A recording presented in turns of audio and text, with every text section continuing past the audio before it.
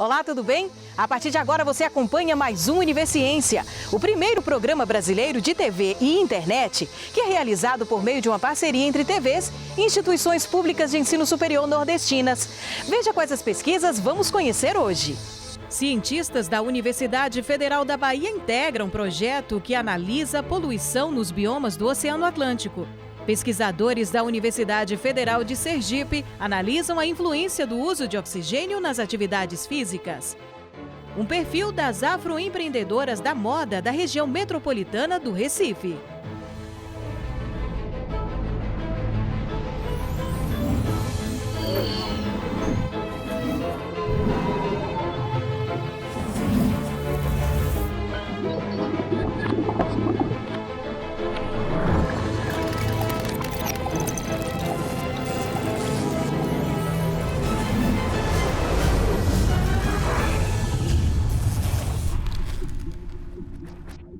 A mudança climática e a poluição plástica afetam principalmente os oceanos. E para estudar os efeitos da interferência do homem nos mares, é que surgiu o projeto Tara Ocean.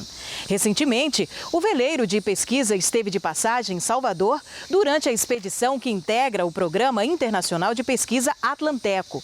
Junto com outras 36 instituições parceiras de 13 países, a Universidade Federal da Bahia também integra o projeto, atuando tanto na pesquisa dos poluentes quanto na análise atual e futura dos microbiomas.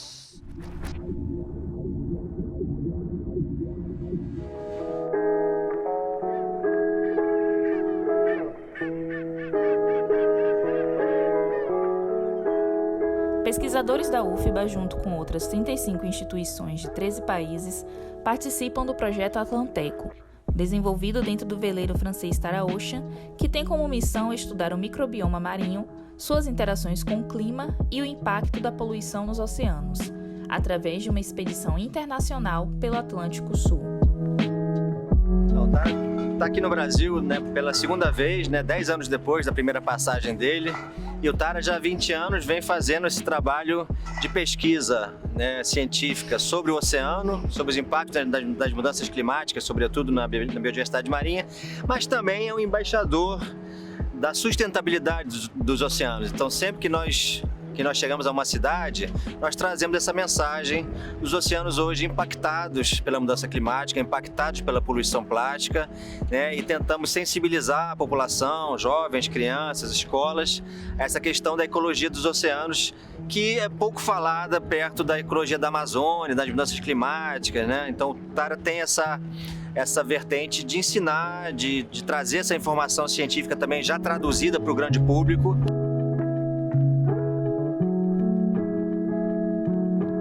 O projeto Atlanteco, ele é formado por um consórcio de 36 parceiros, tem 8 universidades brasileiras, tem também instituições da África do Sul e vários países europeus. Então forma aí uma grande equipe de trabalho multidisciplinar e a gente vai estudar o microbioma do oceano. O que é o microbioma do oceano? É o conjunto de micro-organismos e as suas interações no oceano. Cada gota, 1 mililitro de água de mar tem milhões de micro-organismos, E a diferença dos ecossistemas terrestres, a produção primária, a fotossíntese, o crescimento de plantas, entre aspas, no mar é microbiana. Então não temos as raízes que trazem os nutrientes para as folhas. É o movimento da água do oceano que traz esses nutrientes do fundo e esses micro-organismos crescem na água e produzem cerca de metade do oxigênio que nós respiramos, Então tem um papel muito importante. Além disso, é um grande sumidouro de carbono o oceano. Então o oceano puxa esse carbono que a gente emite para a atmosfera pela queima de combustíveis fósseis. Cerca de 25% desse carbono é absorvido pelos oceanos graças a esses micro-organismos. Então a gente está estudando aqui nesse projeto como é que as mudanças climáticas influenciam esses micro-organismos e as suas interações. Para a gente poder estudar esses microbiomas, é interessante a gente ter uma ideia da hidrodinâmica, e da parte termodinâmica do oceano, ou seja, como que as correntes e a circulação do oceano afetam essa distribuição desses micro-organismos na água e também no caso do microplástico, que não deixa de ser um poluente. Então, a equipe que está comigo, nós temos professoras, né, ligadas à parte de química, vendo a parte de poluentes, tanto microplástico como outros tipos de poluentes na água do mar, né, e também professores de sonografia física, né. Então a gente vai usar não só o sensoramento remoto, mas também produtos de modelagem numérica para poder ver os diferentes cenários, né, e fazer não só entender como que está a situação atual dos nossos microbiomas, tá? Mas também situações futuras. Essas amostras são enviadas em mais de 20 laboratórios, né, para análise, então demora um pouquinho realmente para a gente poder falar de resultado. O que a gente pode falar é que realmente há uma presença de microplásticos hoje no oceano de maneira global, até nas áreas mais recuadas, até na Antártica, ou até no Oceano Ártico, nós temos achado partículas plásticas, e aqui no Brasil não é diferente. No Amazonas, dentro do delta do Amazonas, a poluição de plásticos é um problema, né? Então isso já é uma grande tendência aí que a gente pode falar, e realmente que o impacto das mudanças climáticas já é uma realidade, né? A temperatura, acidificação e perda de oxigênio são 3 impactos que, acumulados, têm já um efeito bastante visível sobre alguns ecossistemas. É muito importante a gente poder divulgar esse tipo de iniciativa, onde a UFBA, né, está fazendo parte de um projeto de âmbito internacional, com uma envergadura muito grande, mas também para a gente poder treinar, né, os nossos futuros pesquisadores com protocolos e metodologias que são utilizadas agora em ciência de ponta. Que, por exemplo, uma das coisas que está em muito voga agora é exatamente essa parte de sequenciamento genético. E aí é uma oportunidade que a gente tem imensa da UFBA estar sendo uma das protagonistas, né, nesse mainstream da ciência, que é exatamente esse projeto Atlanteco.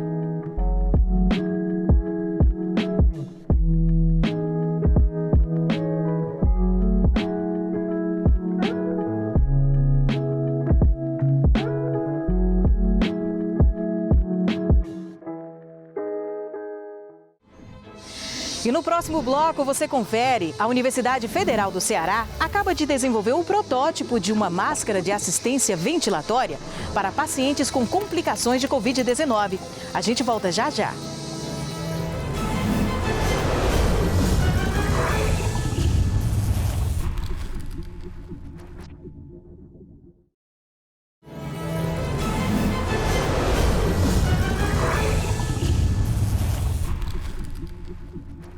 A Universidade Federal do Ceará acaba de desenvolver o protótipo de uma nova máscara de assistência ventilatória para pacientes com complicações da Covid-19 e de outras doenças pulmonares. O modelo, desenvolvido por pesquisadores de design da Universidade Federal do Ceará, foi inspirado em máscaras de mergulho e promete eficiência e economia no uso de oxigênio. Confira na reportagem.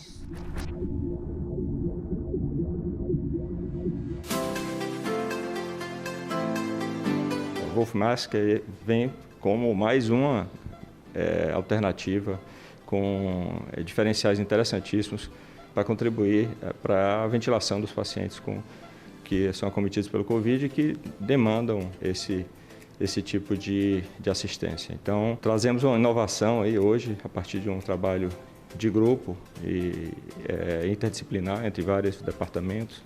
Foi trazido pelo nosso vice-reitor a ideia e a partir de uma demanda aí provocada por modelos de referência, mas que não têm os diferenciais que foram desenvolvidos aqui. A inspiração foi através do desenvolvimento que alguns países fizeram, inclusive no Brasil, de você adaptar uma máscara de mergulho full face para uma máscara de assistência ventilatória.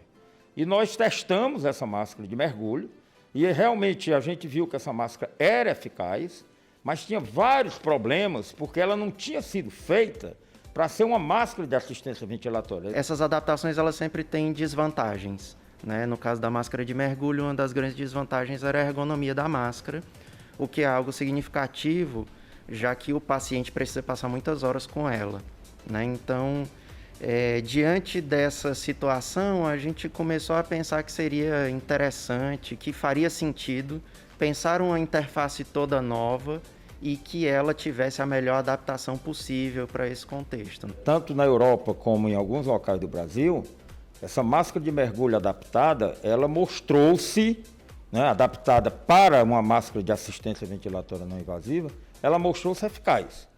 Então a ideia surgiu a partir daí que a gente disse, olha, vamos esquecer máscara de mergulho, agora nós vamos fazer uma máscara com características específicas, né, uma máscara de assistência ventilatória não invasiva, full face, né, pegando toda a face. O que a gente tentou, né, buscou fazer de fato com essa máscara foi isso, foi pensar calmamente em cada detalhe, né, tentando encontrar exatamente maneiras de tornar a usabilidade dentro do hospital com o paciente mais rápida e fácil para o profissional, né? Então, ao longo de vários meses, a gente foi pensando mesmo, desenhando e criando, e desenvolvendo, modelando, imprimindo, como que essas peças funcionariam em conjunto, tentando exatamente fazer com que elas sejam o mais flexível possível, dentro do sentido do uso mesmo e da facilidade de uso do profissional. Quando surgiu a possibilidade de desenvolver esse protótipo, a gente pensou em um equipamento que pudesse possibilitar a utilização em 3 diferentes situações, por isso que é uma interface multifuncional. Pode ser utilizada em equipamentos com circuito único, por exemplo, um BiPAP, um CPAP, ou ainda um gerador de fluxo para a gente fazer um alto fluxo, como pode ser utilizada com equipamentos de circuito duplo, como os ventiladores de UTI. Então, isso amplia a utilização, né, e a assistência dos pacientes, que podem estar internados em unidades de terapia intensiva, onde a gente tem um suporte melhor, em enfermarias ou ainda em unidades básicas de saúde e também para transporte dos pacientes em ambulâncias. Desde que o paciente ele desenvolva um quadro de insuficiência respiratória e ele tem indicação de ventilação não invasiva, esse tipo de interface ele veio para beneficiar essa população, para que o paciente ele tenha um maior conforto e consiga sair do quadro da insuficiência respiratória aguda. Também tem a vantagem dessa ventilação não entrar na frente, como as convencionais acontece. Essa entrada é na boca do paciente. Então, essa entrada de cima, ela distribui o fluxo de ar e os voluntários referem, né, a sensação melhor. Ela não tem aquela sensação do ar no rosto nem no olho. Então, essa distribuição do ar também é uma vantagem. Eu achei ela muito confortável. Eu não consigo ficar com claustrofobia, não sinto nenhum desconforto realmente. Eu consigo, inclusive, relaxar a ponto de dormir nessa máscara.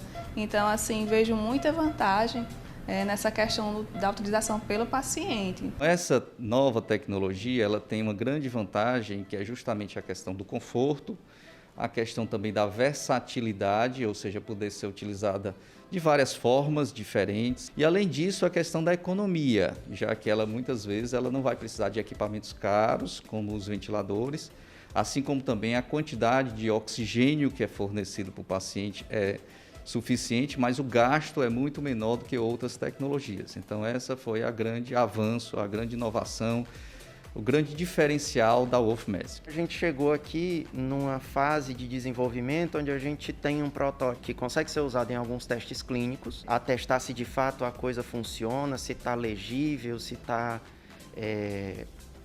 condizente com a situação que eles enfrentam. E aí agora é a fase onde a gente chega, depois de ter atestado esse funcionamento, é de fato ir atrás de alguns parceiros na indústria, para que a gente consiga agora discutir sobre esses processos produtivos em larga escala. A gente fica muito feliz com o resultado, tanto no sentido do que ele é para esse momento que a gente está vivendo como humanidade, mas também o que ele pode ser para outros, né, momentos, inclusive para outros tipos de doença respiratória, né, de auxiliar o mesmo profissional. E uma tecnologia nossa, né? É um processo evolutivo. Certamente nós teremos uma versão 3ª, 4ª, buscando o aperfeiçoamento. Esse é o papel da universidade, né? Melhorar a qualidade de vida das pessoas. Um projeto de extensão da Universidade Federal de Sergipe, além de funcionar como uma espécie de laboratório para os estudantes de educação física, estimula a prática de atividades físicas, promove saúde, bem-estar, melhorias nos aspectos sociais e emocionais.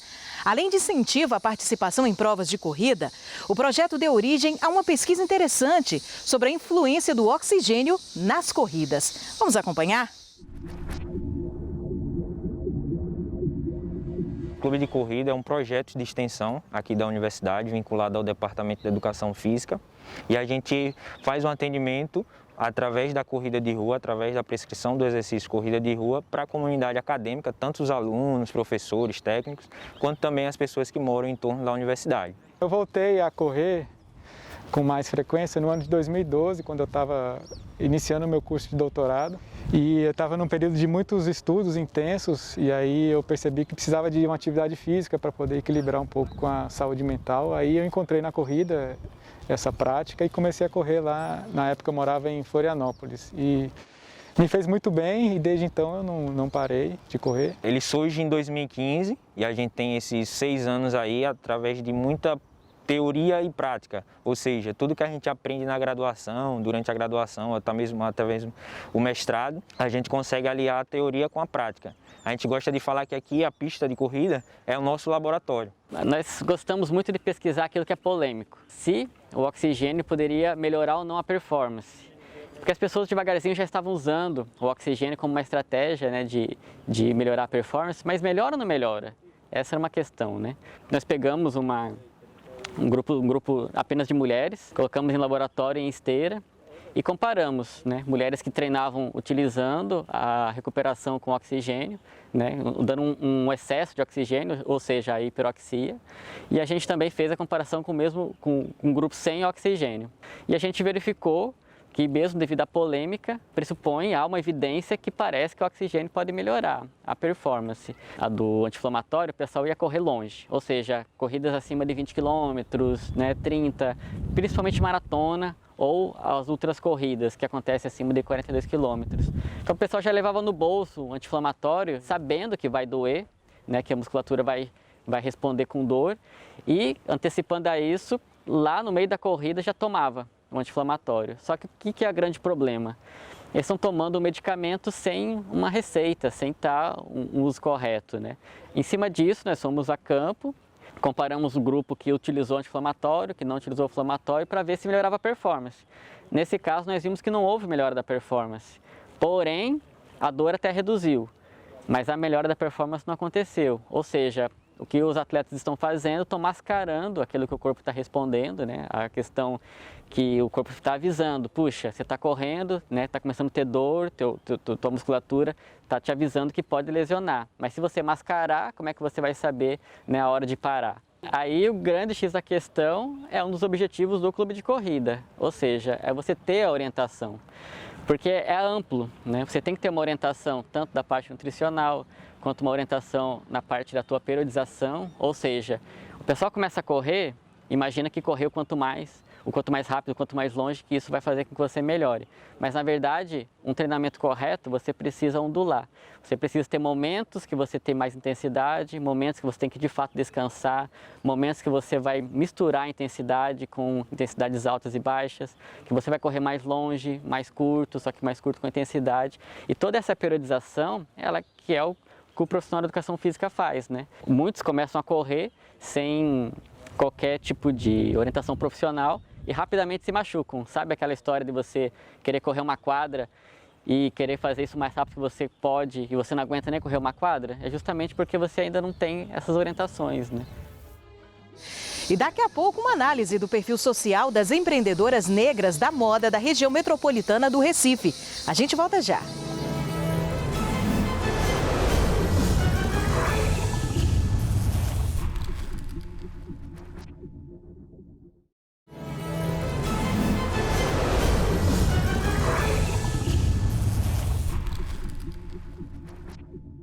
Moda, empreendedorismo e sustentabilidade são as marcas da Modateca, projeto de extensão do curso de administração da Universidade de Pernambuco. A iniciativa visa incentivar e orientar afroempreendedoras na produção de moda na região metropolitana do Recife. E o projeto é alvo de diversas pesquisas. A exemplo desta que a gente vai conhecer agora. O estudo traça o perfil social dessas empreendedoras e conseguiu constatar alguns dados. 94% das mulheres já sofreram preconceito diante do cenário da moda e 50% atuavam na informalidade.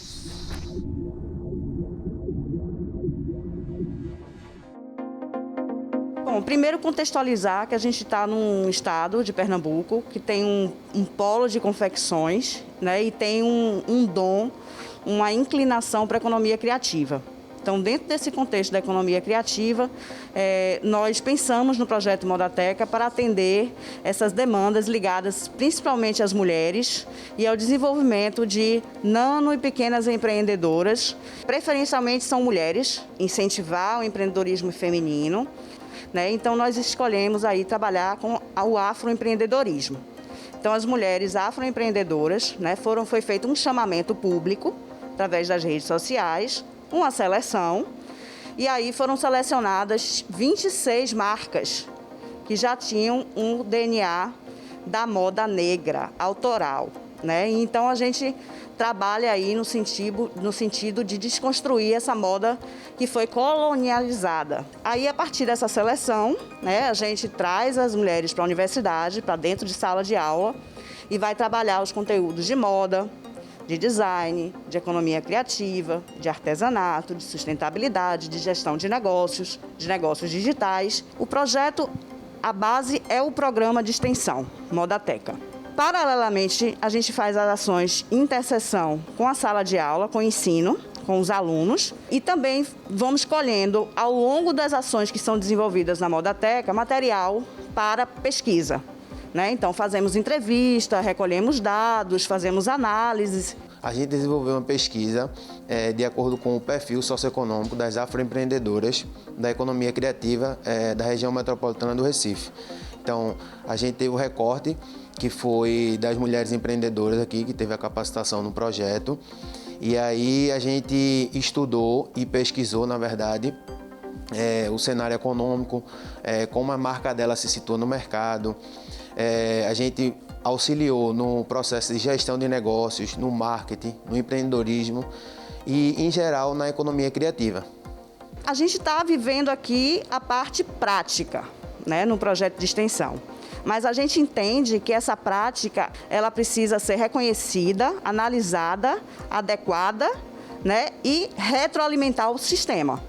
Então, a pesquisa ela é importante, a pesquisação, porque ao momento que vão se desenvolvendo as ações, a gente vai colhendo esses dados, né, e fazendo um trabalho científico. E essa pesquisa, ela assim, mostrou as realidades do Brasil. A gente constatou dados alarmantes, por exemplo, que 94% das mulheres já sofreram preconceito diante do cenário da moda. A gente constatou que 50% delas atuavam no trabalho de forma informal.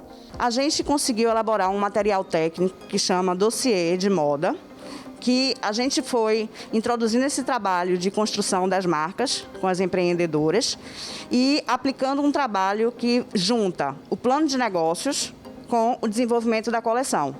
E isso gerou o dossiê técnico de moda, tá? Que é uma sistematização própria da Modateca. Mas que para isso fosse possível, a gente fez toda a parte de pesquisa, de embasamento, desenvolveu os indicadores.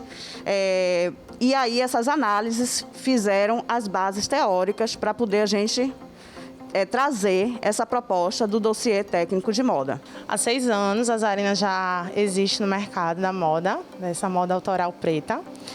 E esses 6 anos, né, a gente vem se modificando, entendendo cada vez mais a nossa essência, né, na moda, enquanto pessoa, enquanto sociedade também, né? A gente pensa quando a gente fala em moda, a gente fala também em todo esse contexto. A Zarina, ela surge, né, através de uma inquietação de quem é Jéssica na sociedade, né, de quem é Rodrigo, que é meu companheiro e sócio.